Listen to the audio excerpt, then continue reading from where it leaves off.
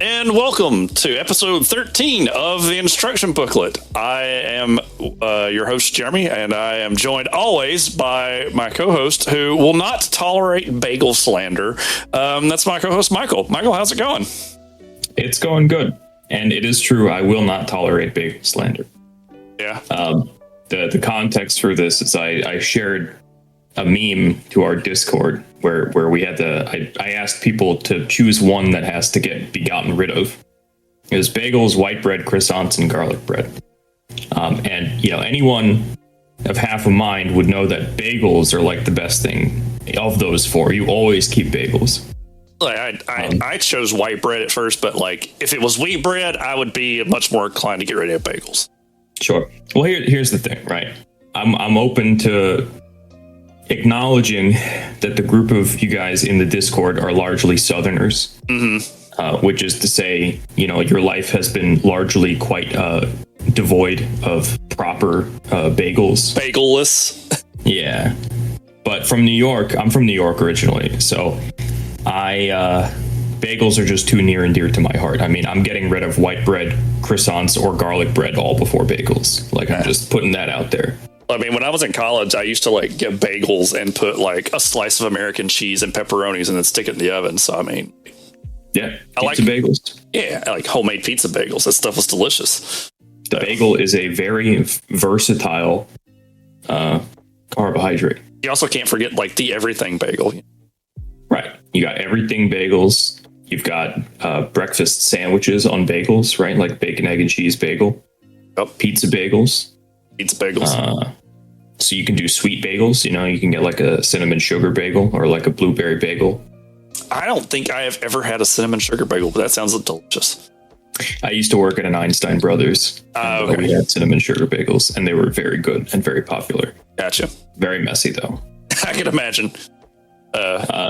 Croissants don't have that versatility. Garlic bread, I like garlic bread. It does not have that versatility, right?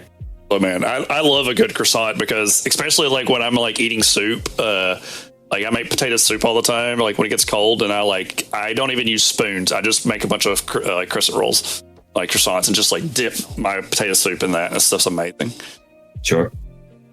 Can't really do that with white bread. I mean, you could, but it probably wouldn't be as great. Probably not. So. All right. Well, as always, as we start off our show, I guess, Michael, what you been watching? What you been reading? What you been playing? My attention span has been very short lately because I've been getting ready to move into a new apartment at the end of the month. Yeah. So I've been playing a lot of Hearthstone again, the Blizzard card game. Yeah. I got back into it because Hearthstone Battlegrounds just launched a duos mode that's pretty fun that you can play with friends. And in the process, got roped back into playing Constructed, though I'm making a deal with myself, which is that I cannot spend money. I think I'm at a point in my life where I've decided that I don't ever want to spend money on a digital card game ever again. That's fair. It's too easy. I mean, I look back on my life and I consider, there are games that I pay full price for, like a $60 game. If there's a season pass, like a DLC, like a fighting game, I'll spend maybe $100 before all is said and done. Right. Card games, it's I must have spent $400 or $500 on Hearthstone, just playing that game from launch. And I know card game players, seasoned Magic the Gathering players, are probably shaking their heads that's nothing. Yes, that's a drop. And I understand contextually to other card games that doesn't sound like a lot, but I also am thinking to myself, what is you're crazy if you think that's a normal sounding thing to say, that you spent $500 on just a game. I don't know. That's the joke that I've made all the time about I have friends with kids, and I'm get your kids hooked to card games because then they won't have money for drugs. Right. Though they'll have a far more crippling financial life situation perhaps when they're older. Yeah. It's just got a closet full of Pokemon cards that they don't know what to do with. So side rant about digital card games aside, I've also just been, hitting the gym a lot. I'm close to a 405 deadlift for the first time in my life, which I'm very excited about. Sweet. And I guess I haven't been watching or reading a lot recently, but that's just how it goes. That's fair. What about you? So I've kind of like, I hit like the stretch of like, I finished reading this like 630 page book I had been reading for a while called Fragile Threads of Power. It's like a new trilogy from V.E. Schwab. And then after that happened, it was just like, I looked at my TBR pile and I was like, oh, I've got all these itty bitty books that I just need to like binge real quick. So I read like 5 volumes of Ed Brubaker and Sean Phillips's Reckless series, which is like crime noir set from like 1979 all the way up to like 1989 about basically a guy who does like odd jobs. It was really good. I'll read anything that Sean Phillips and Ed Brubaker put together because their stuff's always great. I read their other book called Pulp, which was really interesting. It was about the 1939 riot that happened in Manhattan, or in like in Times Square, involving like people who were sympathizing with like the Nazis at the time. Interesting. Which even stranger was that J. Michael Straczynski came back to start writing Captain America, and I've been reading that, and he kind of touches on the same subject. So that sounds interesting. Yeah, I read that, and then I think, like I was telling you before we recorded, I've read all of the Bloodborne comics now. Yeah, and I read. It was mentioned on, like, because of Super Eye Patch Wolf. There's him and Woolly Versus have a show, and they were talking about a web comic that got printed called "Kill 6 Billion Demons." So I got the first volume of that and read through that. So yeah. Just a lot of like little things right now before I like ramp up into my next big book. And then in terms of watching stuff, I've just been catching up on all my new anime. My Hero Academia's back, Demon Slayer's back. Been watching Kaiju number 8. Go Go Loser Ranger has been fun because it's The Boys meets Power Rangers. I've heard. And then I watched X-Men. I binged all of X-Men 97. I was about to ask. Like, good it's Lord. So good. It's so good. I think my favorite thing about it is how well it integrates cameos and like nods without ever feeling forced. Right. It makes you believe that it's part of a larger universe by showing you like very briefly what's happening in other parts of the world. Like, you see Iron Man and Captain America in a meeting with the US president. Mm-hmm. You see Daredevil, Cloak and Dagger, and street level characters, like, just brief glimpses of them. But it's like, oh, hey, these characters do exist in this world. And this is how their perspective of this like global event is, Yeah, well, and even just like offhanded comments. Like, I think there's at one point they're having a conversation and like Beast makes a reference to like Kamar-Taj and like stuff, and it's like it doesn't feel like sometimes when the MCU movies like make random like references, they like it's kind of like a look at the camera kind of wink thing, as to where like 97 feels like it's just a random, like they just keep talking, like they just keep going. Yeah. I've seen some people already saying that this is like the best adaptation of X-Men in any media. Yeah, it's been great. I really enjoyed it. It's weird to me too, because like I remember growing up on that series, and out of the two, I always liked the Spider-Man show better. Sure. But I'm also like a big Spider-Man fan, and I kind of hope that they like revisit that now. Yeah. Well, he found Mary Jane, it seems. Yeah, he did. He finally found her. Yeah, they confirmed that too. So yeah. So that was been good. I watched that. Trying to think if there's any movies I've seen recently. I mean, I think I had mentioned it last time I saw Godzilla vs. Kong, New Dynasty, which was fun. I just remembered 2 days ago with some friends, I watched Lisa Frankenstein. Oh, yeah. Have you seen it? I've seen the trailers for it. It's a lot of fun. It's a lot of fun. It's like, if Frankenstein was retold as like a John Hughes, coming of age story about a young girl. Okay. Who ends up resurrecting, accidentally a corpse from the 19th century, played by Cole Sprouse of Sweet Life of Zack and Cody fame. Oh my. Yeah. He does a really good job in the role. Sweet. It's very fun. It's a fun movie. Yeah. Okay, I'll have to add that to my list. I know, like, I think right now we're in the midst of like Miyazaki Fest, and like there's a bunch of Miyazaki movies that are getting re-released in theaters. So I know Nausicaa, Valley of the Wind, and Castle in the Sky are out right now in theaters. So I try and catch those before they leave theaters. And then the other big one, which I did this once before, and it was much better. Like, so they're re-releasing the Lord of the Rings trilogy in theaters next month. But in like, so the last time they did this, they did them like a week apart. They were always like on a Saturday or like sometime during the week. This time they're doing a Saturday, Sunday, Monday, like back to back to back. Monday? Yeah, I'm like, why not Friday?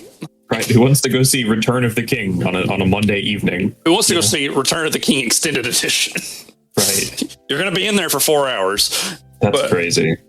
It was nice that I got to see the extended editions in theaters at least like a few years ago. That was fun. Those movies still hold up like extremely well. Oh yeah, absolutely. And now we're supposedly going to get another Peter Jackson one next year. The Hunt for Gollum. Yeah. So yeah, there's been a lot in terms of like just and games I played. I kind of took a break from Helldivers for I guess we can touch on it real quick. Is those that don't know, Helldivers took a serious hit. Yeah, Sony tried to just shoot themselves in the foot like super bad with this whole like PSN debacle, and then like banning the game in 180 countries, and still has not lifted that ban. And the Helldivers community came together and drove that game's review into the ground. Yeah. Which was, great. And then, it's kind of come back. The game is currently suffering from some internal problems, but it seems like they're kind of trying to right the ship right now. So yeah, I think something that the game is feeling a side effect of is perhaps is that a lot of people had been playing Helldivers. This is kind of my experience, so perhaps I'm projecting on other people, but I played the game a lot for weeks. Yeah. And I had a really good time with it, but I also had a lot of frustrations with the game. Yeah. And I think one of the things that kept me playing was the fact that my friends were consistently hopping on and playing almost every night. Right. And I think that the community was kind of in a place, or at least, our friend group was kind of in a place where I think at the first sight of trouble, like the first moment that not everybody was playing consistently and all at the same time, it was like, oh, actually everyone is interested in doing some other things right now. And now we all get on and it's like, should we play Helldivers? Maybe not. Like, we're playing other things and we've kind of, our interest has moved on at this point. Yeah. So even though Sony has walked back their decision to force everybody to have PlayStation Network accounts for the game, which effectively made the game unavailable in, however many countries, I do think that, the honeymoon phase ended for me a little bit. And now, so I don't know, like, I feel compelled to play other things at the moment rather than Helldivers, because I sunk like 60 hours into that game. Yeah. And I feel like I got my money's worth, but now I'm just interested in other stuff. That's like, I say 60, I meant 124. I've taken, oh man, that just reminds me of how much I've taken a small break as well. And it was nice taking like a break because it's allowed me to play like some other stuff. I've 124 as well. I played Solar Ash, the second game from Heart Machine Games, the people who made Hyper Light Drifter. Oh, cool. Yeah. I beat it in like 3 days. Very, very pretty game. Really fun. The story was surprisingly interesting. I guess like without super spoilers, it's like you're about like a group of people who go into black holes to collapse black holes. That's cool. And there's like a whole nother world inside this like black hole called like the Ultra Void. So it was really nice. Like, it's like $20. Like, if you're looking for something fun to like kill a weekend with, it's like a 3D game that almost feels kind of like a fun like Shadow of the Colossus kind of knockoff. But it's like also like bright colors. Yeah. And then I've been playing Balatro. That game's just liquid crack. So I've heard.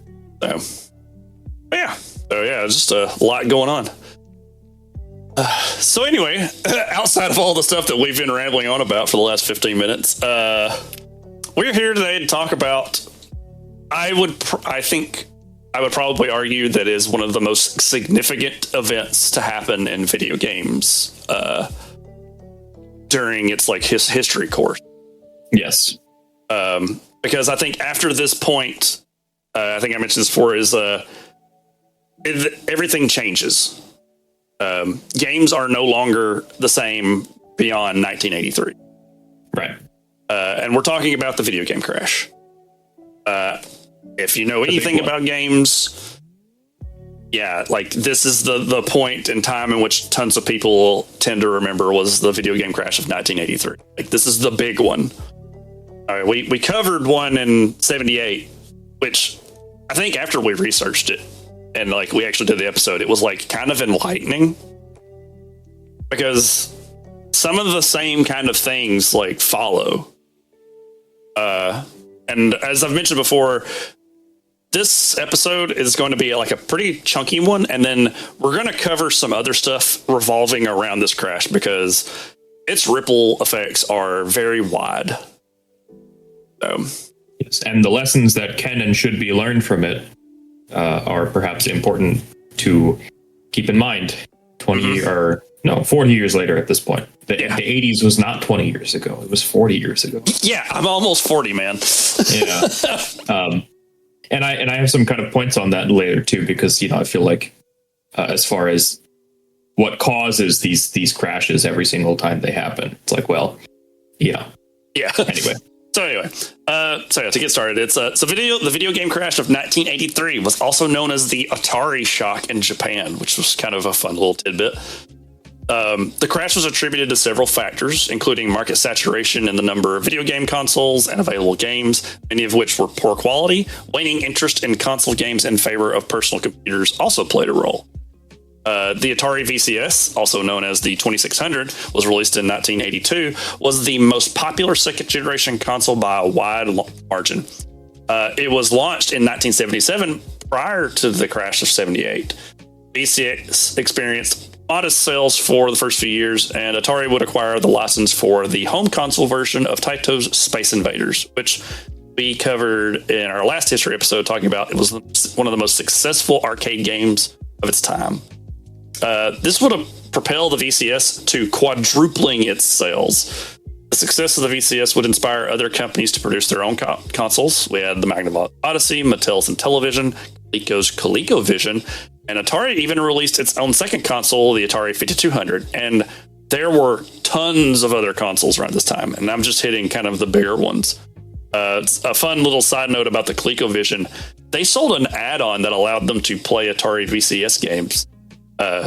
And they also got a license from a popular company known as Nintendo so they could play the hit game Donkey Kong. Could you imagine in like the year of our Lord 2024 if like Xbox was like, hey, we released an add-on that allows you to play PlayStation games? That would be wild. I think licensing and like intellectual property rights have gotten so much more stringent since then, just because exclusives are so important as like a thing that sells consoles these days. Yeah, could you imagine if like in the 90s if like Sega was like, hey, we made an add-on so you can play any Super Nintendo games? Like, yeah, man, those lawsuits would just be flying. Yeah. Kind of like when Pong, when everyone was making Pong. Yeah, when Pong was literally everywhere. It's all Pong.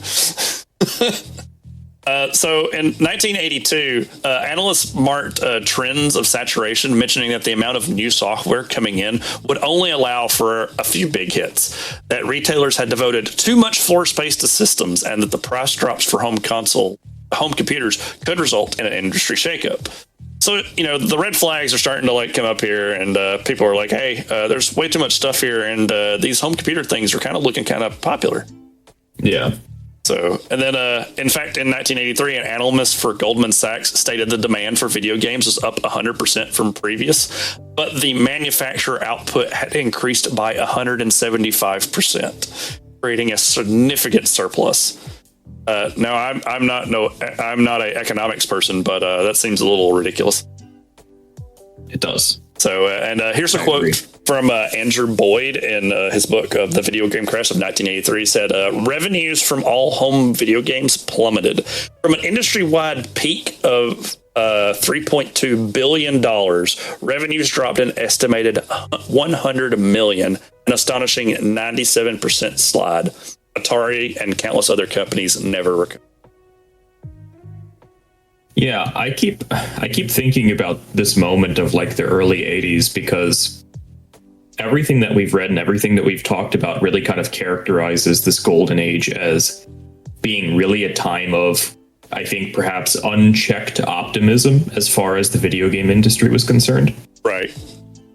And it's funny to me because I do, like, you know, having educated myself more on the history of the industry for the sake of my research and also for this podcast.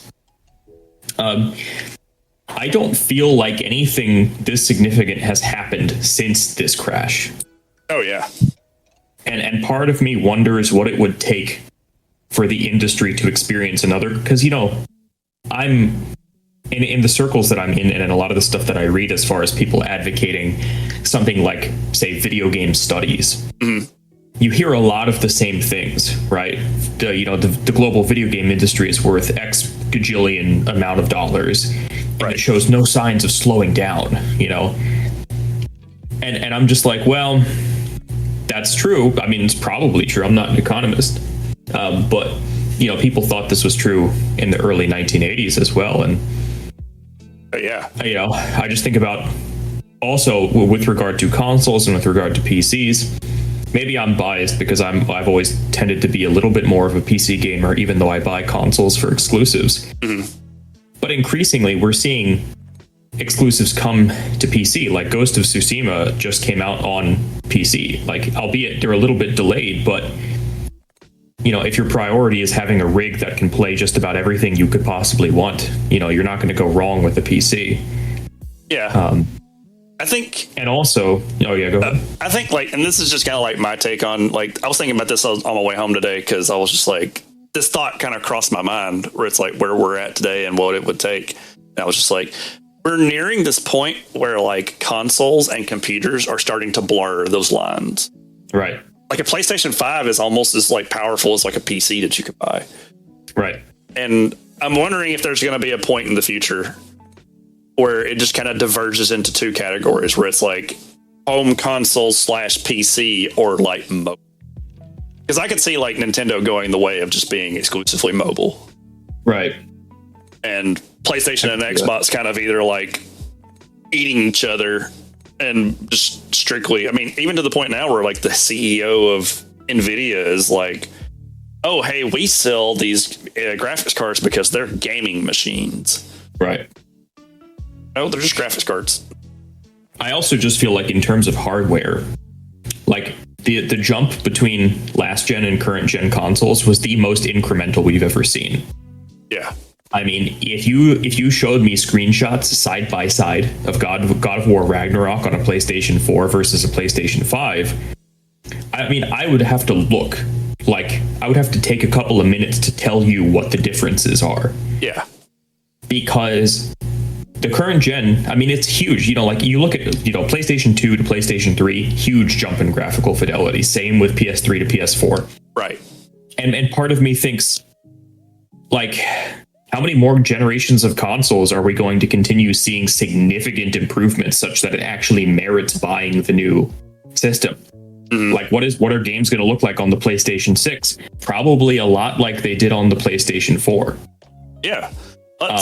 Maybe it's just like, well, at that point, it's kind of so like I used to work in like audiovisual for like a couple of years, and it's like you start to learn about like video rates and stuff like that, where it's like, you know, when 4K TV started coming out, you know, people were like, oh, should I buy a 4K? And I'm like, I mean, I wouldn't right now. I was like, wait till the technology, you know, improves. I was like, right. But, you know, I was trying to tell people, like, you'd go to like an IMAX or something. I'm like, oh, this is just 8K.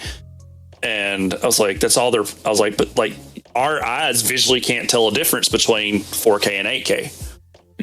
But you can tell a difference between like 1080 and like 4K. Yeah. But between like 4K and 8K, you can't. Like there becomes a point where we can't, like, graphical limitations become a thing, and at that point, technology starts just condensing. Like, how do we make it smaller? How do we make it faster?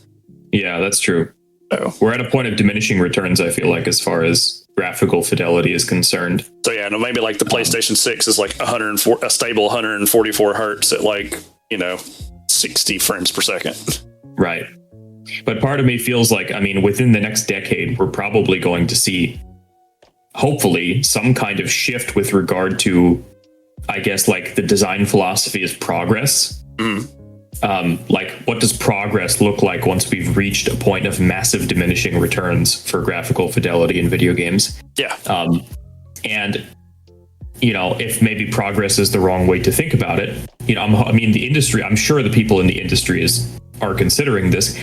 But if they're not, then, I wonder what sales are going to look like, for something like a PS6. Like, are people really going to be scrambling to buy? Maybe I'm just wrong, but part of me is just thinking about, like what the future holds as far as maybe being overly optimistic. Maybe graphical collapse is the next video game crash. Yeah. I digress, though. I've got a quote here from one of my favorites, Mark J.P. Wolfe, just sort of commenting on the end of the golden era, which is, quote, "By the end of 1982, profits in the arcade video game sector started to falter. Although the number of video game arcades more than doubled after 1980, peaking out at about 10,000 arcades in 1982, over 2,000 would close in 1983. Home video game sales dropped as the market became oversaturated and glutted with cheap products that disappointed consumers who were coming to expect more and more. The video games industry's profits in 1983 were down 35% from 1982. And industry-wide losses were around $1.5 billion in the 80s, which is pretty crazy.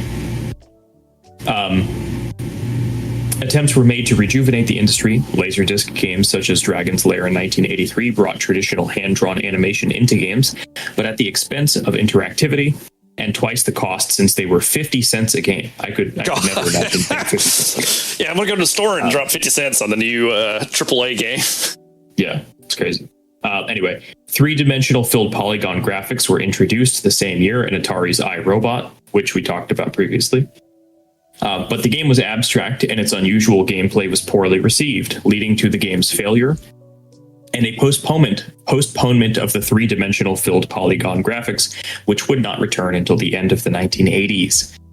In 1983, Atari lost over $500 million, and Mattel, the third largest player in the home game industry, due to its Intellivision system, left the industry. In 1984, only one new home system appeared, Rick Dyer's Halcyon home Laserdisc game system, and it was also a failure. The golden age of video games was over, thus declares Mark J.P. Wolfe. Yup. And, this kind of goes back to a conversation that you and I were having before we started recording, where, we were talking a little bit about Ubisoft and Assassin's Creed as maybe like a case study. Yeah. And I just wonder, like, games like Call of Duty and games like Assassin's Creed, the yearly release, almost infamously so, popular AAA games that continue to sell well. I mean, like, maybe I'm underestimating how easily entertained, like, the average gamer is. Because, people do buy the new Madden and the new FIFA every single year. But I really do wonder what's going to be the breaking point for a lot of these major franchises, like, to consistently release what in my mind are mediocre games, like, year after year. And maybe that's unfair. I didn't play Assassin's Creed Valhalla. I didn't play Mirage. I can't really tell you if they were worth it or not. But I see nothing but negativity surrounding them, usually, from people kind of just like, saying that, consider where the Assassin's Creed 1, 2, and Brotherhood, I loved all, and then Black Flag. Yeah. I just wonder how long it's going to be the norm for major industry players to pump out AAA mediocrity year after year, and whether or not that's ever going to come back to actually just be a bad thing as far as home game sales are concerned. Yeah, and like you even think about like sometimes like you get the wonders of like stuff pushes back. I think it takes me back to I really loved like the first two. I loved like the Dead Space games. And Dead Space 1 was amazing. 2 was more like an action movie. But then I never played 3 because I heard that they had like microtransactions in a horror game. And I was like, right. I'm sorry, what? Like, no. Like, I do think Dead Space is a good example because I think EA, we did kind of see this. Yeah. Because it was Dead Space 3, and maybe you remember, but Mass Effect Andromeda. Yeah. You know, these games, because EA spoiled so much goodwill when Mass Effect Andromeda, you know, became like one of their best selling games ever on pre-orders. And then the game came out. Flopped. Right. It came out. I have friends who like the game. I think it's a totally fine, mediocre, open world third person shooter. Mm-hmm. But it was ugly, and it was nothing like the original trilogy in terms of the quality of writing. Right. And then they canceled all further support for the game. Then the game never got any DLC, never any new expansions. I mean, like, and so I do think that EA, I'm pretty sure I remember hearing that, you know, they took a pretty big financial hit in the following years after people were kind of like, oh yeah. I mean, really burnt out on them. They probably still made their money as on like, you know, all the sports games that they have. Madden, right? Yeah. But for the most part, like, I can't recall the last time EA probably put out like a good original game. Like, I might be missing something, but like, there's just nothing that comes to mind right now. And I think it's what you were saying prior is like, you know, I don't trust Ubisoft with like big open world, you know, like at this point, Far Cry has kind of become like a generic property for them as well. And then, but like, they're also the same people who own Rayman, and like, Rayman Legends was like an amazing game. And it's like, but you riddle a game with microtransactions. It's just like, you just bog the game down. Like, stop releasing half-ass games. Right. So EA does Battlefield, I guess. Oh God. Which, you know, like when has a Battlefield game been good on release since? Yeah. I don't know, Battlefield 3. I mean, yeah, like you're right. Like every year there's a new Call of Duty, and everybody, you know, it sells like, you know, I think I just looked it up because you said Assassin's Creed, but the last game, Mirage, revenue was estimated at 5 million players and $250 million. I mean, 250 million, you know, like I was expecting it to be higher, you know, I don't know. Yeah. You think about like how much money Call of Duty probably makes like end over year, like for Activision. So right. It's just ridiculous. Well, anyway, I've got another quote here from an article, kind of a blog post. It's Kimberly Josephson for the Foundation for Economic Freedom. Short article called The 1983 Video Game Crash and a History Lesson for Lena Khan. This is just kind of a commentary on the new chair for the FTC. Okay. And she writes, Josephson, that is to say, up until this time, Activision was a primary provider of video games, and with interest in gaming growing fast, other opportunistic firms sought to get in on the action by offering lower-priced, lower-quality games to consumers. Parents would scoop up a handful of these off-brand games for the price of one Activision video game, assuming that their kids would be thrilled. They quickly learned this was not the case. User reviews didn't exist at this time, and since parents weren't consulting other children for feedback on the games being sold, it was hard to be clued in on what was worth buying. Trust in the gaming market dropped, and increasingly risk-averse consumers were hesitant to buy the top-shelf games for fear of being duped again. Yeah. And so I guess that's kind of, you know, part of my thinking is like, well, I mean, we have seen a lot of community, online gaming community backlash to the practice of pre-ordering games in recent years. That's been nice. Yeah, that has been good. And so part of me thinks that perhaps that's indicative of the fact that people are still willing to be cautious. But yeah. And I think this kind of leads us into like the next section of like one of the big, like, I guess we could call it like one of the pillars of the crash, which was, quality control. I have here, like, this is a quote from the Stephen L. Kent 2001 book, The Ultimate History of Video Games Revised. Is in 1982, Atari released one of its most anticipated video game cartridges of all time, the VCS version of Pac-Man. Demand for the game was so immense that Atari executives believed that many consumers would purchase a VCS just to play Pac-Man. Atari manufactured 12 million Pac-Man cartridges, even though the company's research showed that less than 10 million people actually owned and used a VCS or a 2600. Atari manufactured over 2 million extra copies in the theory that millions of people would buy the hardware just to play Pac-Man. Whether it was bad programming or weakness in the hardware, Fire's version of Pac-Man had slow, jerky animation. The ghost flickered so badly that they kept disappearing from the screen. Atari sold 7 million copies of Pac-Man. Many people were so disappointed with the game that they asked for a remake. Have you ever seen any video from the VCS version of Pac-Man? I have not.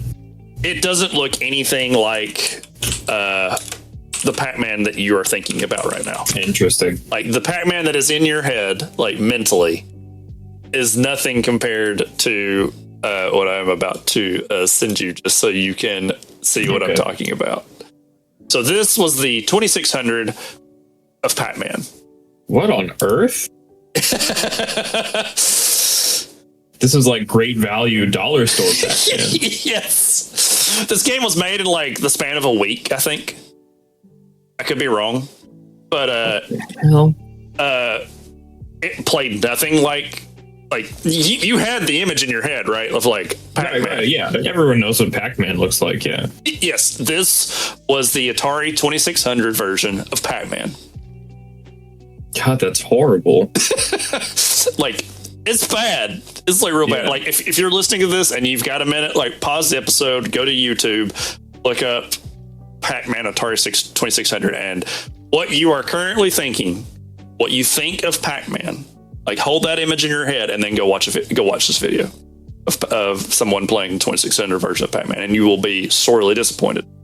And then you can come back to this and listen to the rest of this episode and listen to Michael's like dismay and shock. It's so ugly compared to the regular Pac-Man. Yeah, like it was horrible. Like, completely just garbage. It is interesting because, like, launch exclusives are still a strategy by which modern day game developers do try and sell consoles, right? Like, the PlayStation 5, I'm sure a lot of people bought the PS5 for a Demon's Souls remake. Oh yeah. Yeah. This game, this Pac-Man, took 6 months to complete. Someone spent 6 months to try and build this. That's ridiculous. And it is labeled as, it is considered one of the worst video games ever. Not the game everybody. E.T. I would say the game everybody was thinking about, E.T. And no, E.T. did not kill the video game industry. It was just part of the problem. It's like right here, like I have, during the time frame, tons of games were flooding the market as people saw video games as less than entertainment and more of marketability. Why buy an ad in a paper when you can create Chase the Chuck Wagon to promote your Purina dog food, or the Kool-Aid Man video game, which I showed Michael as well. Oh yeah, you did. Yeah. These games were made with little to no experience in game development and created a huge way of what I would say today we know is like bloatware. And for like folks that don't understand, like sometimes if you get on like Steam or if you get on like the PlayStation Store or the Xbox Store, you will see just a swarm of like games that are poorly made and they're there just to make a buck. So that's how I feel like when you buy a bag of Purina dog food and there's like a mail-in thing so you can get a game called Chase the Chuck Wagon, which I've watched gameplay of that as well, and that game makes no sense or the Kool-Aid Man. Yeah. The Kool-Aid Man thing reminds me, you probably remember this, but around like a PS3, like Xbox 360 era, there was that Burger King crossover. It was like the Sneak game or Sneak King. There was a couple of them. There was Sneak King. There was like Burger King go-kart racing or something like that. Yeah. It was crazy because they were like full video games. You actually had to like buy them. You couldn't just get them as a toy in the kids' meal. I was young enough to remember wanting to go to Burger King and getting a kids' meal to get the Sneak King. Yeah, that's funny because I'm thinking about a game now that, surprisingly enough, we will wind up probably talking about within like the next few months. Is I bought a box of Chex just so I could play Chex Quest, which was a Doom clone.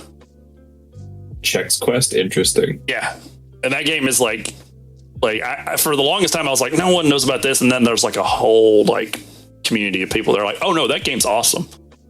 Like, what? It wasn't just some fever dream. Yeah, it wasn't some, unless it was a collective fever dream. Yeah. This is the Mandela effect. Yeah. Atari had deeply rooted problems that eventually infected the entire video game industry. During its heyday, Atari became the top heavy with marketers and other executives, as several ex-Atari people will later describe in the situation. The company had entirely abandoned its carefree youth and become home for MBAs. And so this is another quote from the Ultimate History. This is a quote from Stephen Race, former vice president of marketing communications in the international division of Atari. And this is all taken from the Ultimate Video Game History Revised by Stephen L. Kent. So we had 24 and 26-year-old MBAs running around making multi-million-dollar decisions. I remember shortly after I first joined Atari, I guess I had been there for less than a month, and they just signed up for a video rendition of Rubik's Cube. There was a woman who was running for the North American side of the business, and she came up to me to ask if the international division of Atari, would be interested in marketing internationally. And I said, no, absolutely not. She was quite surprised that I could make a decision that quickly. And she said, well, why wouldn't you be interested? I said, well, you're going to have to help me understand why a $40 electronic rendition of a product is better than a $3.98 rendition that is more portable and I can take anywhere I want. When you can convince me of that, I'll be happy to consider this for international. Rubik's Cube went on to be an incredibly bad disaster. Yeah, that response anticipates exactly what I was going to say, which is, why on earth would you ever get a video game Rubik's Cube? I'm sure your brain. Now I'm curious. I need to say, like, I wonder if it's out. Rubik's Cube. Yeah, Rubik's Cube. Cube, the game. 2600. I need to know. Oh my god, this was real. Oh my god. Maybe the benefit is that, like, maybe there's a button that you can just press to auto shuffle it for you. But there you go. I'll take a look. This is so bad. Jeez. You move around the cube. What were they thinking? You move around the cube? Yeah. This has the entire instruction booklet. Oh my god. What were they thinking? There's this guy. This is why the video game industry crashed. This right here is the reason the video game industry crashed. Wow. Oh, each square on the Rubik's Cube does a different thing.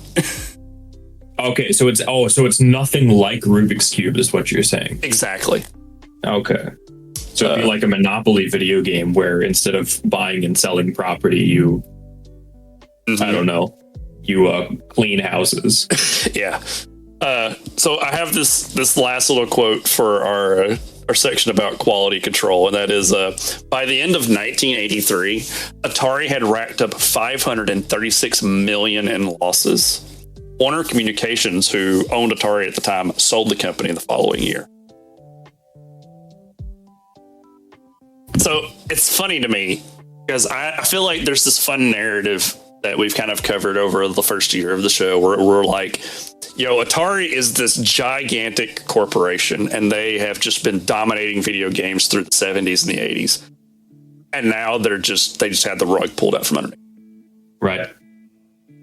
Thinking from the perspective of the present, and following this history up to this point, you may have asked yourself at various times, well, where are they? How was Atari such a dominant force in the video game industry in the 70s and the early 80s, and then they just disappeared? Well, here you go. Yeah, this is what happened. Now they just make games. Right. So this kind of leads us into our next section, where we're going to talk about the home computer market. And I have this really nice article from October 17th, 1983 in the New York Times, written by N.R. Liendfield. The boom is over for the once high-flying world of video games. The electronic centipedes, outer space invaders, and spooky goblins that only a year ago seemed to have extraterrestrial grip on the hours of Americans' children are consuming each other like so many Pac-Men. Dozens of the game makers that rushed into the field last year have dropped by the wayside. Their visions of high profits proving to be as imaginary as the fantasy worlds pictured on the game's screens. Though it once appeared that children would never stop zapping asteroids and blowing up tanks, industry people say that many youngsters seem to have become jaded by Donkey Kong and Chopper Command and have switched to home computers or returned to traditional non-electronic fun. The result has been a jolting upheaval for the leisure diversion that 5 years ago barely existed and 1 year ago seemed on an unstoppable. As a group of video game manufacturers are expected by industry analysts to lose hundreds of millions of dollars on game cartridges, thousands of jobs have been eliminated.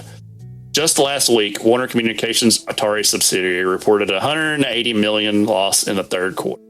Retail merchants stuck with bloated inventories of unsold games have slashed prices and are praying for a Merry Christmas. Hundreds of video game parlors have unplugged their machines and closed down. The boom is off the rose, said Stephen Hootman, president of Crown Vending Corporation, a New York-based operation of game machines. Most of the operators I'm talking to are off 30 to 40% of revenues, and that translates to no profit or a loss. Too many machines are chasing too few quarters. We think video games are still a viable product for Christmas, said the president of Northeastern retail chain, who asked not to be identified, but they no longer have the appeal as a 12-month item. He said sales of games at his store have plummeted 50% this year, adding it's just a product that's run its course. In some respects, the history of video games mirror the roller coaster course of citizens band radios. In the early 1970s, demand for CBs exploded, but the craze subsided almost as swiftly as it arose, which is not to regulate Zaxxon and Berserk to the same fad graveyard accompanied by hula hoops and pet rocks. Some 15 million game machines are plugged into Americans' televisions, and it seems far-fetched to expect everyone to drop their joysticks and toss them into the attic. I think it's a mistake to say the games market is dead and the computer market lives, said Roger Sharp, the editor of Video Games Magazine. The problem is it's a razor blade industry now. The razors are already sold. What you have to do is make sure that the users get the right blades so there's not the glamour that they're used to. Shakedown in the industry makes some of the hysteria of the past seem silly. It seemed like only yesterday that the country was swept up in the belief that video games were seizing control of children's minds. So, that article, that opening kind of paragraph kind of sums up a lot. Yeah, it does. Just talking about how just the bottom just fell out. Right. It is interesting to hear comparisons, from some people who think that the industry really might just be dead, it's just going to go the way of the Western, it's just out of fad, no one's buying hula hoops or pet rocks anymore. Yeah. Video games are just done. That line got me. Hula hoops and pet rocks, damn. Right. So. But then, the more level-headed perspective of, millions of people are still playing them. Yeah, exactly. They're probably not going anywhere, but this is, a a paradigm shift with regard to what the industry is going to have to do to continue to sell units. So during this time period, like home computers were getting like better. So like, in 1981, IBM introduced the first IBM personal computer with a $1,565 base price. By 1982, new desktop computer designs were commonly providing better color, graphics, and sound that game consoles and personal computer sales, better graphics and sound than the game consoles. First computer sales were like booming. Because computers generally had more memory and faster processors than consoles, they permitted more sophisticated games. Games were easy to distribute since they could be sold on a floppy disk or a cassette tape instead of a ROM cartridge. This opened the field to a cottage industry of third-party software development. Writable storage media allowed players to save games in progress, a useful feature of increasingly complex games which was not available in the console era. So, here comes like personal computers. At the same time, this quality control problems are going on and you're flooding the market with games and they're just better. Like, right. Like you just spent 30 minutes playing Pitfall and made it to a level you've never made it to before and died. Oh, too bad. Gotta start over again. Right. Meanwhile, somebody's at home playing Colossal Cave Adventure and they can save their progress. Yeah. So, here's a quote I have from Nadia Oxford on an IGN.com article from January 18th, 2012 in the 10 Facts About the Great Video Game Crash of 83. Around the time home consoles started falling out of favor, home computers like the Commodore VIC-20, the Commodore 64, and the Apple II became affordable for the average family. Needless to say, computer manufacturers of the age seized on the opportunity to ask parents, hey, why are you spending money on game consoles when a computer can let you play games and prepare you for a job? That's a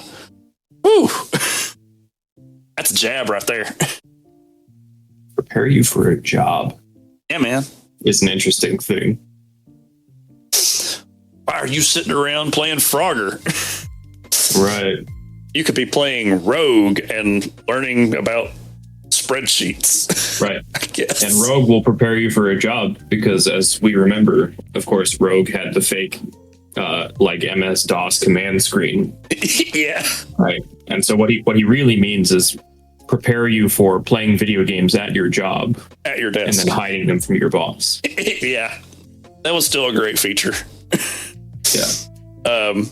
Here's another quote from the Video Game Crash Wikipedia that I thought was pretty great was that in 1982, a price war began between Commodore and Texas Instruments, led to the home computers becoming as inexpensive as video game consoles.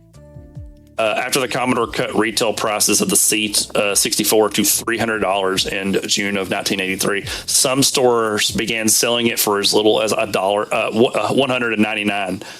Could you imagine buying a brand new computer for $300? I would love that. It was a good computer.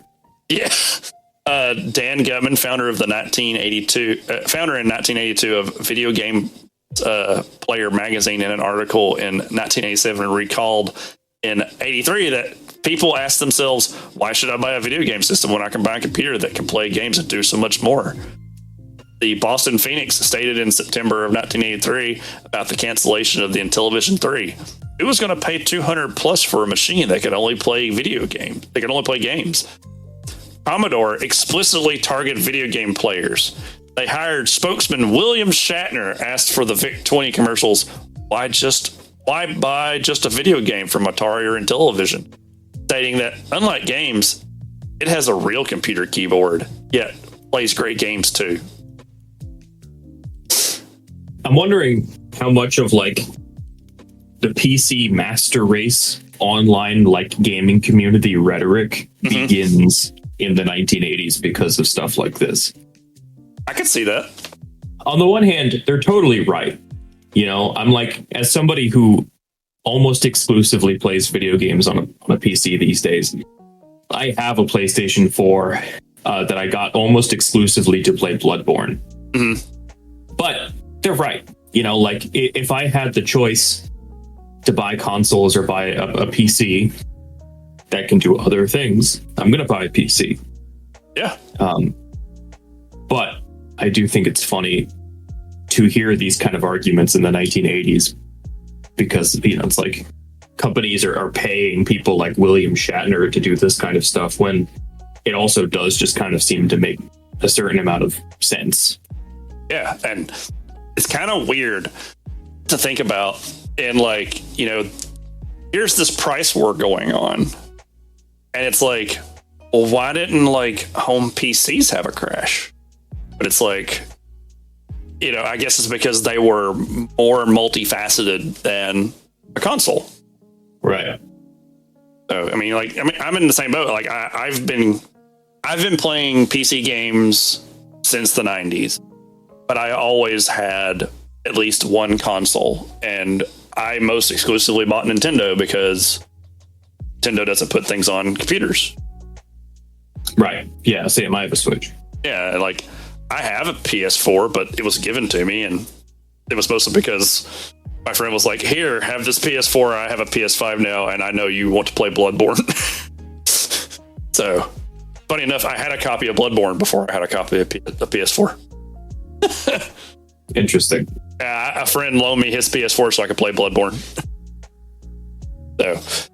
So it's like, so as you can see, there are like, I guess, there are like three pillars here.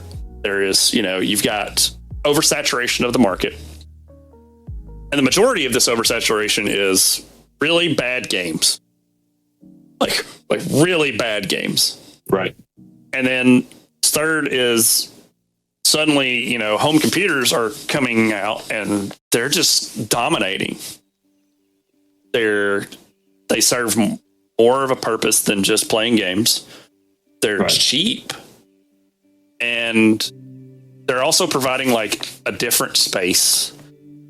But we've brought this up before that like, currently in terms of like games, computer games and console games are kind of running side by side. Right. And here's an instance where computer games kind of like dip over and just kind of like push video games out of the way for a while.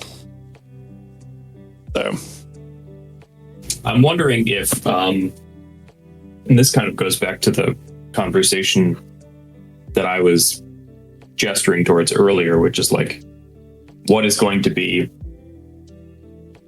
I guess, the progress trajectory for new consoles in the present day, like the PS6, the Xbox 2, or whatever, I don't know. Yeah, the whatever Microsoft decides to call their next small computer.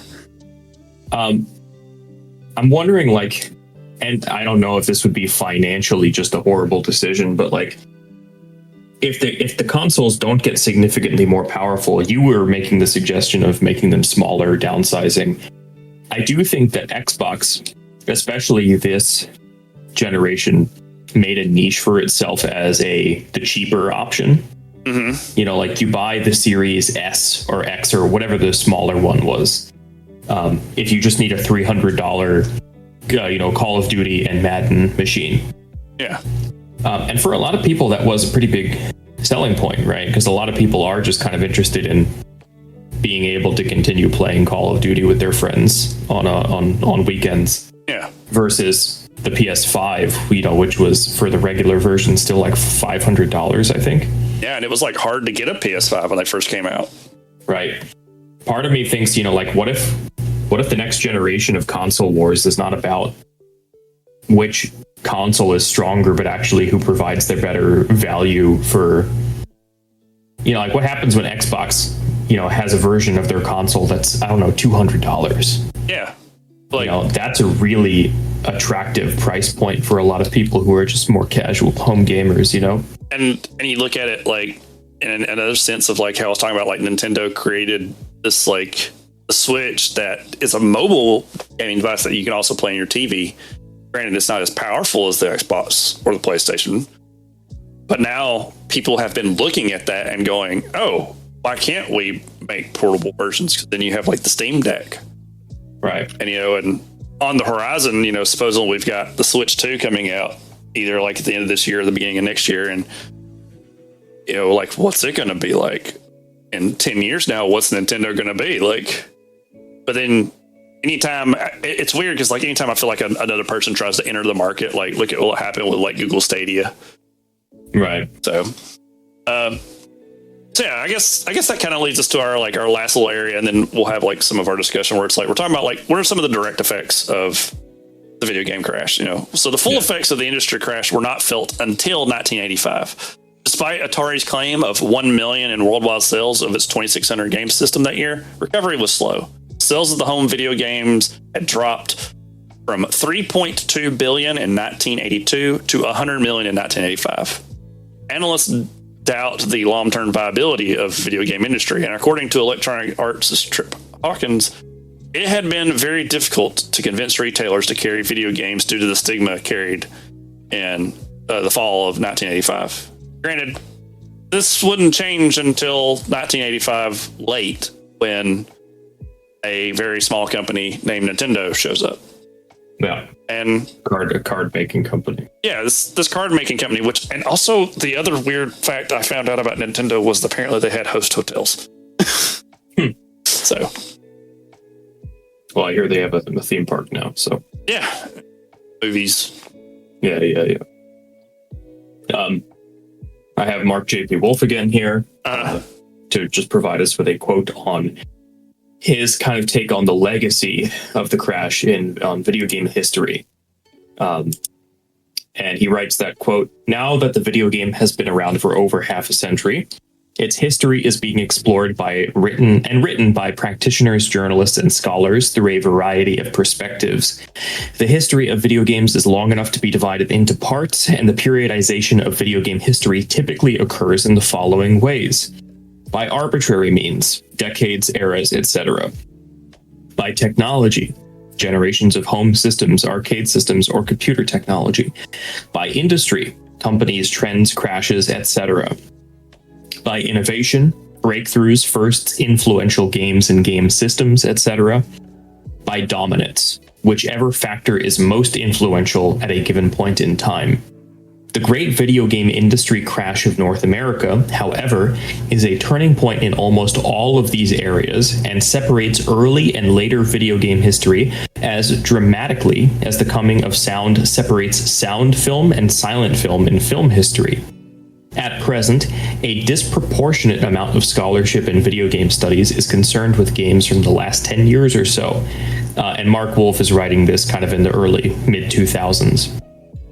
While earlier games are often neglected, this is partly due to a lack of familiarity with or interest in the older games, the lack of availability of the older games, or even the game's perceived primitiveness when compared to contemporary video games. And that's from his book, Before the Crash. And I do think it's interesting because, on our podcast here, for much of our history episodes up until this point, most of the games that we've been talking about, we haven't really been able to play. There's the odd exception here and there, and these tend to be the games that are popular enough that they have been preserved in their original form in some way. Like we can play Colossal Cave Adventure online. We played Rogue for our Rogue episode because that game was considered significant enough that it's received modern day PC versions like you can buy on Steam. Maybe even Space War, right? We can find Space War online pretty easily. And then other games that are popular enough that we just know them today. Donkey Kong, Pong, Pitfall, that kind of stuff. Yeah. But, we've talked about, of course, even in this episode, the fact that the industry was so bloated by all of these games. And these days, it's like, I would struggle to name 20 games from, the early 1980s. It would be difficult for me. Yeah. Because so many of them were just not recorded. The history was not being written as it was happening. It's kind of like, the gaming crash of the 1980s was a disaster that caused a lot of this media to go extinct. And now after the fact, we kind of have to look back and piece together the history retrospectively almost, because it's not like, people were terribly eager at this time to be cataloging this kind of stuff. Certainly there were. We can look online and we can find internet databases of things like Rubik's Cube. Right. Or Mr. I don't know, the Kool-Aid Man video game. Yeah. But I think, it would take a considerable amount of effort on either of our parts to find a playable version of Rubik's Cube or the Kool-Aid Man video game, Yeah, I mean, think about, what happened with, the ET situation where it's like they bought it and it filled up a landfill and then poured concrete over the top of it. That's crazy. Yeah, and then, a few years ago, they unearthed all of that and people were like lined up at the library at the university. They have in a nice glass case like a Commodore 64. And granted, I was able to spend some time playing like when I was a lot younger in Atari 2600. I've played like original Pitfall. There was a game called Barnstormer where you play a plane that flies through open barns. Stuff like that. But there's, we mentioned all these like bloatwares, like this like Purina game or other like weird games that were probably like a promotional tie-in. I think there was another game that during research that I read about where it's like they did a adaptation of Raiders of the Lost Ark that was apparently just hot trash. So, there's like tons of those games. They're just gone. Right. That maybe there were some random gems in there, but for the most part, they were all just, money grabs. Even as it's happening, like more recent consoles, I'm sure that there are PS3 and PS4 games that are not available anywhere. Well, I mean, and we kind of covered this last year when we talked about gaming preservation. Right. And what was the other day? The Wii U servers are gone now. Right. Yeah. They shut those down. What happens when gaming collections and the market goes fully online and fully digital to the point where you don't actually own anything anymore when you buy a game? That kind of makes me think about like what happened with Scott Pilgrim versus the World game. The game came out when the movie came out. It was a hit because it was a beat 'em up that was very well made, and then it got delisted because of licensing. And then it took them years to finally get something together, and they finally re-released the game. But there were times when I was like reading online where it was like people talking about that game, and like you could still like find like codes to download it. I think another more important one, and I think this one kind of lines up with some of the stuff that we were talking about, like just like exclusives and stuff like that. But Spec Ops: The Line, right? A game that has apparently, the game is like severely, like incredibly influential, won like tons of awards. Just a couple of months ago, got delisted, and now you can't play it anywhere unless you already owned it. Yeah, that's wild. Like, this was a game that was praised for its storytelling, right, and everything, and now it's just you can't play it anymore. Like if you wanted to buy a copy of it, even for like research purposes, like for us, like you would have to like find someone that hopefully has like an emulator version of it that they've created. Right. And you also know that it's definitely going to be caught up in some kind of like legal intellectual property, like even if somebody did create an emulator for it or made a version of it available online for free, like whoever owns the intellectual property, even if they're not making money on it, could easily pull a Nintendo and just get that shit taken down. Mm-hmm. I mean, which is crazy. Look at kind of what happened with like Blizzard for a long time with fan servers for World of Warcraft, and people playing like vanilla, and they would always like shut them down. And then eventually Blizzard was like, oh, we can make money doing this. And so they made their own classic servers. Yeah. Well, classic. Yeah. So it's just, it's interesting in that like regards of like, I guess like retouching on the preservation topic, thinking about like in terms of like how everything before this point kind of just gets lost. Right. Also a reminder, to make sure that the things that are coming out now are not getting lost. What happens when you're trying to play Helldivers and all of a sudden it gets delisted in your country? Yeah. Like, you can still play it, but now you can't get your friends to play it. I often wish that, before Hideo Kojima made Death Stranding, you remember PT? Oh, yeah, the Silent Hill game. Right. Like, that demo by itself was crazy. I mean, there were so many secrets in it. It was insane. I mean, it basically, there's a reason it has like a cult, like reverence, because people, have PlayStation 4s that still have PT downloaded. But, if you didn't, guess what? I mean, you don't have it. Yeah, it's gone. And it's such a significant, I think, game or demo, piece of lost media for horror games. I mean, it's so influential. You can see PT's influence everywhere from like Resident Evil 7, to other games that came out to describe themselves as being like PT. Mm-hmm. It's just crazy that it's not playable. It's kind of interesting too, like talking about like the history and like stuff and like discovering, like, think about like some of the stuff that we've talked about on the show previously, like that episode on like gaming mainframes. We would have never known anything about like the Play-Doh stuff if we hadn't actually done the research on it. Right. Like, and I felt like that was something that I never hear people talk about. Or even how we mentioned like the crash of 78. Everybody knows this one. Everybody knows the crash of 83. But no one knows about like the 78 crash and the stuff that happened with it. Yeah. Suddenly the Fairchild Channel F is just gone. Right. So this conversation reminds me too, just the other day, I was watching a YouTube video that I didn't even put on. I think it started auto-playing, and I just started watching it. YouTuber by the name of Vote for Holt. He has this really interesting video essay on a game that I never heard of before. It's kind of a psychological horror game called Scratches. Interesting.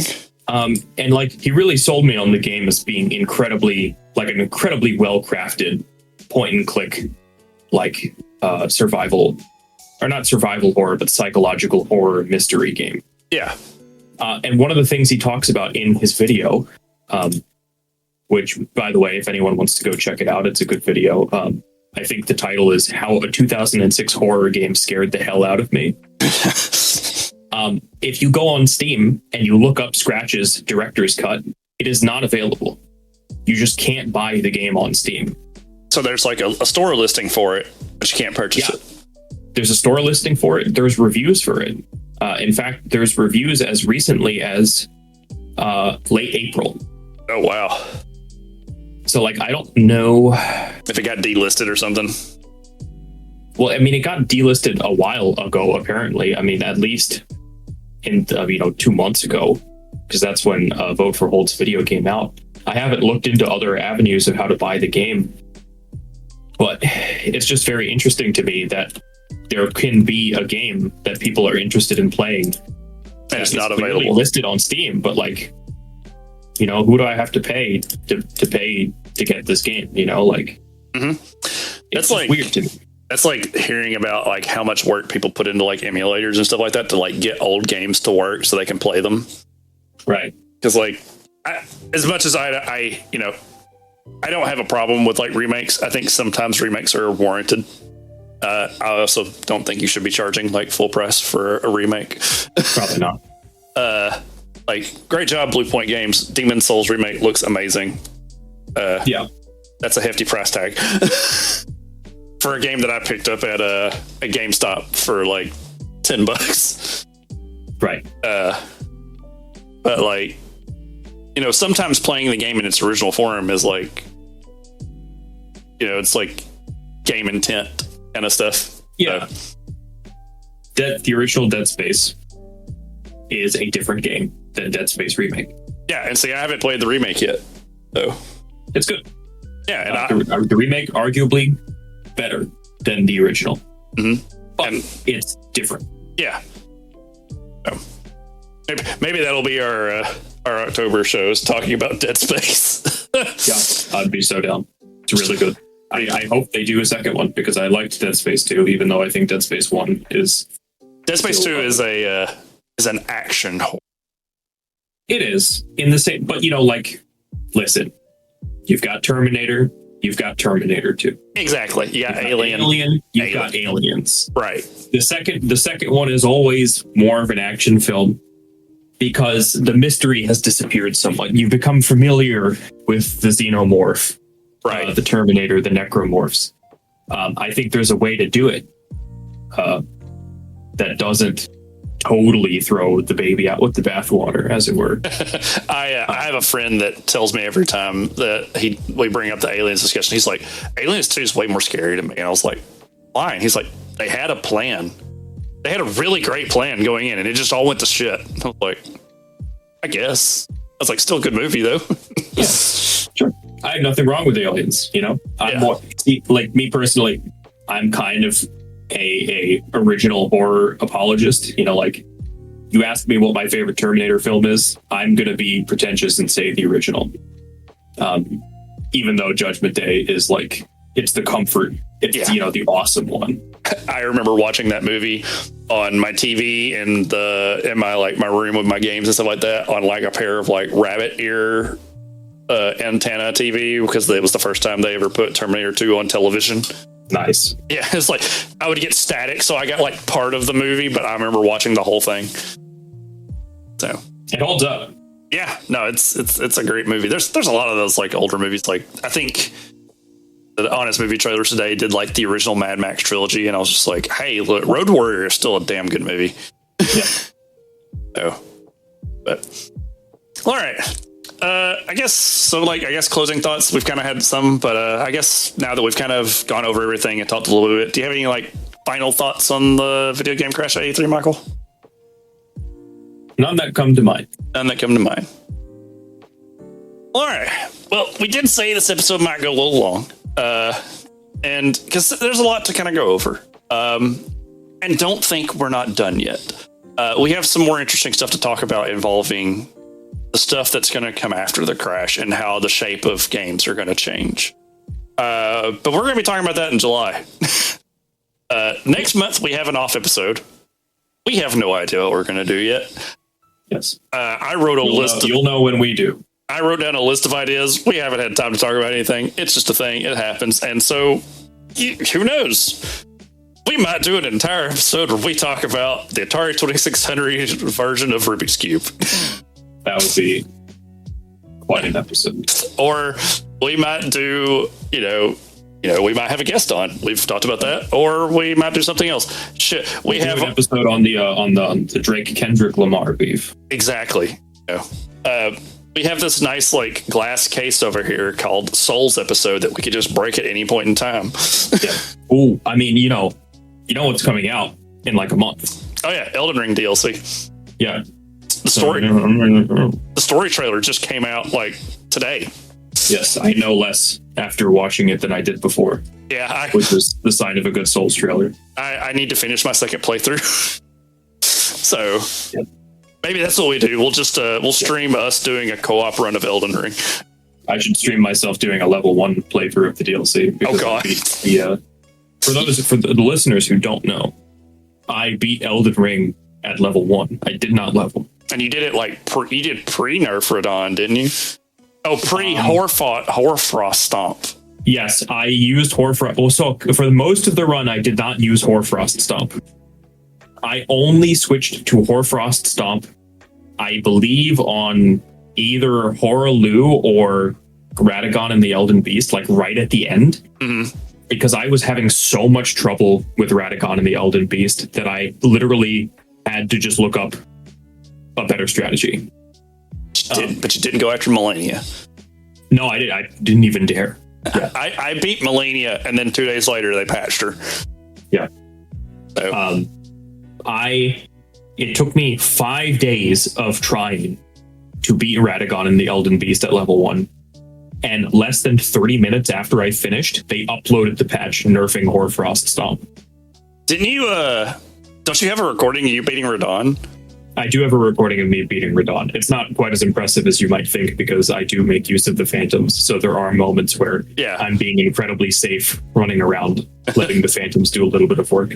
Yeah. But I do have a YouTube video of me beating Radon. You can put it in the... I'll send you the link. You can put it in the video description. Yeah, that'll be funny. Maybe that's what we do next month. Maybe we'll just talk about Souls. But who knows? Yeah. We don't know. We have that. Then we have July. We'll be talking about video game development in Japan during the 1980s. So while the crash is like going on, it's kind of mostly centralized to North America. We're going to be talking about what's happening in Japan at the time, because they're starting to get their feet underneath them, and they're about to take off, and they're about to influence how games are for the next like decade.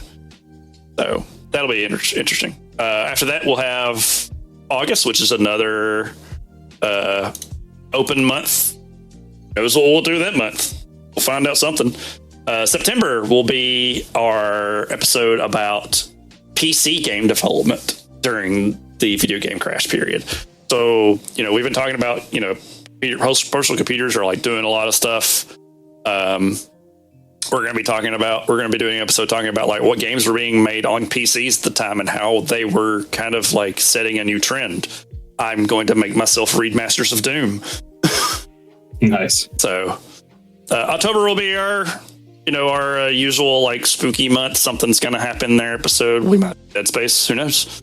And then November will be our last bit of talking about the video game crash as we talk about this little upstart company called Nintendo. Yes. And I think that episode will be a lot of fun. And then we'll round out the year in December with the obligatory award show coming back. So yeah, a lot to look forward to. Like I said, you don't know what's going to happen next month. We're gonna surprise you or not. Who knows? So, but anyway, I guess that kind of wraps up the episode. Thanks everybody for sticking around. This is probably gonna be an hour and a half long episode, but that's okay.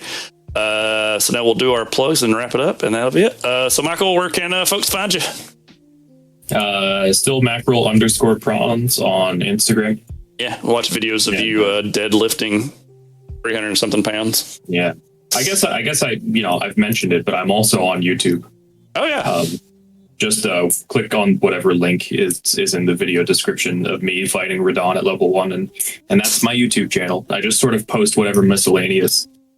It's a lot of videos of you doing long combos and fighting games too. Yeah, fighting game combos, some Elden Ring stuff. Yeah, I uploaded a Frostpunk playthrough that I actually had one of my classes last semester watch as an assigned reading. Sweet. As for me, you can find me on, I have a Twitch, twitch.tv/backwards hero. I haven't been doing it very much because the instruction booklet actually has its own Twitch, which we've done 4 streams and they went really well. So we're going to try and work something out to where we can do more streams because I think folks really enjoyed that. We'll do Shadow of the Erdtree stream. Yeah, and folks and the AYCH uploaded them to their YouTube channel for us, and they did very well. So we appreciate everybody that tuned in for those. I also have an art account on Instagram and Facebook called Press Art F4. I haven't been drawing much lately because I've been working on another project that I'm kind of keeping quiet. Well, Michael knows, but yeah, I'm not talking too much. And I'm also on Cage and Greatness. We just finished watching Dream Scenario with Nicolas Cage. That was a really good movie, and the episode of that is up. And then for the show itself, you can go to linktr.ee/instruction booklet. You can find all these links we're talking about. You can follow us on our Facebook, and we have Instagram. We still have a Twitter. I guess it's now called X because they finally changed the URL.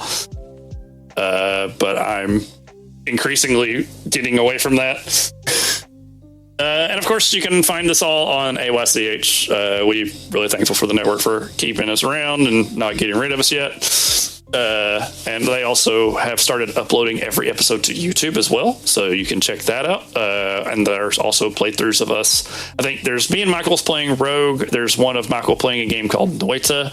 It was pretty hilarious. And I played Crypto the Necrodancer and Enter the Gungeon.